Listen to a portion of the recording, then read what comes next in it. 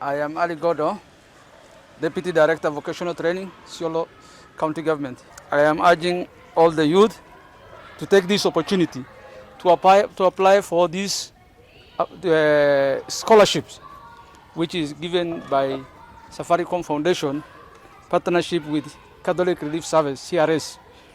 So, on part of our government, county government, is going to equip this vocational training. We have the 4 vocational training. We have Uhuru vocational training. We have Sericho vocational training. We have Merti vocational training and Oldonyiro vocational training. So there is this scholarship which is going to cover all these vocational training. And we are also planning, as on behalf of the county government, I said we are planning to build another, before the financial year, another vocational training, which is Kina vocational training. Kwa majina mimi naitwa Elema Mohamud, ninafanya kazi na Catholic Relief Services na tunafanya kazi na wezesha vijana program. So Catholic Relief Services ikiungana na Safaricom Foundation na Caritas Isiolo and Marsabit, tunafanya kazi ili tuweze kupatia vijana wetu nafasi waweze kusoma TVET skills.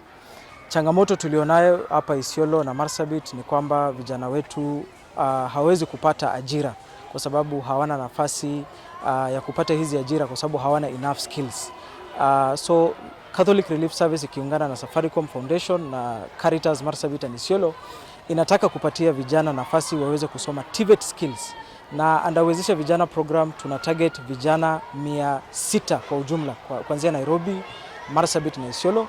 Hapa Isiolo na Marsabit tuna target vijana 200, Isiolo 200, Marsabit 400 youth and a different pathway. So one of the pathway inaitwa TVET skills. Tunataka kupatia vijana nafasi waweze kusoma TVET institutions through scholarship, waweze kusoma courses kama masonry, plumbing, tile and also painting and all these things, short courses na also zile long courses waweze kupata hizi skills.